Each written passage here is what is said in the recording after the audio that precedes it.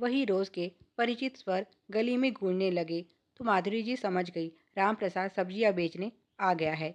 उन्होंने जल्दी से फ्रिज देखा। आज क्या लेना है? टमाटर तो बहुत हैं। रात के लिए शिमला मिर्च और घिया के अलावा भिंडी भी ऑप्शन में मौजूद है। थोड़ा हरा धनिया और मिर्च ही लेनी है। खीरा ककड़ी भी खत्म हो गई है। साथ ही आलू प्याज भी लेने हैं। अपने पर्स को हाथ में लिए फिर दरवाजे पर आई तो रोज की तरह सब्जी वाला उनके मकान के सामने उनके इंतजार में खड़ा था। राम राम हो जाई, उसने मुस्कुराते हुए कहा। तो जवाब में उसने भी राम राम बोलकर सब्जियां छाँटनी शुरू कर दी। साथ ही कहने लगी, अब तो तेरे बच्चे बड़े हो गए हैं, काम भी करने लगे हैं, फिर तू क्यों खुद को धूप में जलाता है? अपनी उम्र देख। अब ये तेरे आराम करने के दिन हैं। बहुत काम कर लिया, सारी ज़िंदगी यूं ही खपता रहेगा क्या? अभी तो बहुत जिम्मेदारी बाकी है। भौजाई, एक बार दोनों बेटियों की शादी हो जाए, बस फिर आराम ही आराम है। वर्षों की जान पहचान के कारण माधुरी जी उसके परिवार के बारे में सब जानती हैं। उसके 4 बच्चों में 2 बेटे और 2 बेटियां हैं।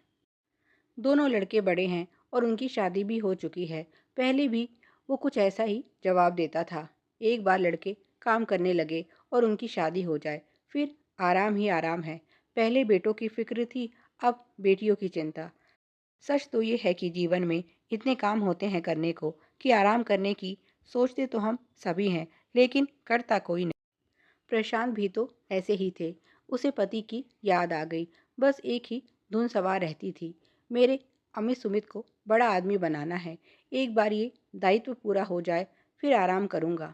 उसे याद नहीं कभी वे आराम से बैठे हों।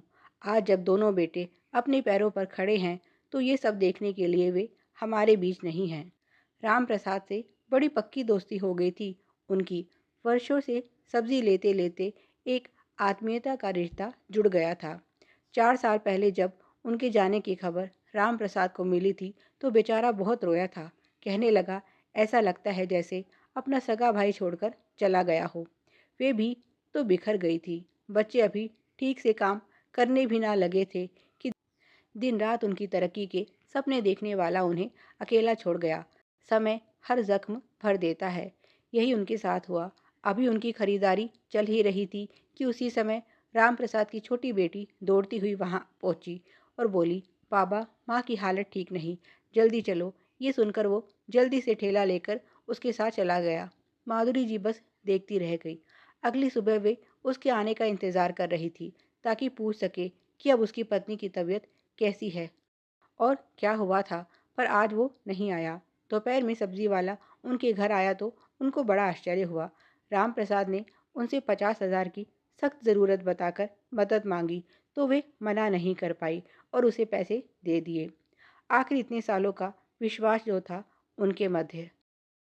रात को बेटों से सब कहा तो दोनों बड़े नाराज हुए और बोले, माँ, वो आपके विश्वास का फ़ायदा उठा गया। एक सब्जी वाले को कौन इतने पैसे देता है? अब वो लौटने वाला नहीं है। आपके पैसे से अब आराम से अपना बुढ़ापा गुजारेगा। उनको भी अब लगने लगा था कि भावुक होकर शायद इस बार उन्होंने गलती कर दी। उन्हें उसे इतने पैसे नहीं देने चाहिए थे। वो उसे जानती ही कितना है। दूसरों के सामने तो सभी अच्छा बनते हैं। उसके बाद कई दिनों तक ना वो आया ना उसकी कोई खबर। उन्होंने अपनी तरफ से पता लगाने की कोशिश की तो पता चला वो अपने परिवार के साथ गांव गया है और उन्हें विश्वास हो गया इस बार इंसान की पहचान करने में उनसे चूक हो गई। कुछ माह बाद एक दिन सब्जी वाले का बेटा उनके घर वो पैसे लौटाने आया तो उन्हें सच का पता चला। उस दिन पत्नी को बचाने के लिए वो पैसे मांगने आया, तब पीछे से उसकी पत्नी चल बसी। वो यह आघात सह नहीं पाया। तब से वो बीमार ही था और उसने जाने से पहले अपने बेटों को इस उधारी के बारे में बताया। ये पैसे चुका दिए जाए, यही उनकी आखिरी इच्छा थी। इसीलिए वो यहाँ आया है। उसके पिताजी की यही इच्छा थी कि उनके द्वारा बनाए गए विश्वास के इस रिश्ते को उनके जाने के बाद भी जीवित रखा जाए और उनकी ईमानदारी पर कोई उंगली ना उठे। जैसे ही हमारे पास पैसे जुड़े, मैं इन्हें लौटाने आ गया। इस देरी के लिए माफ़ी चाहता हूँ। आपका बहुत धन्यवाद जो आपने मुश्किल समय में हमारे परिवार की सहायता की।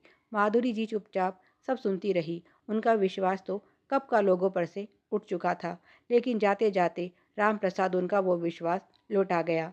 आज उन्हें अपने फैसले पर पछतावा नहीं बल्कि गर्व था। ऐसी ही और मनोरंजक कहानियाँ पाने के लिए तेरी मेरी कहानियाँ को सब्सक्राइब करें। वीडियो पसंद आया तो लाइक और शेयर करें। धन्यवाद।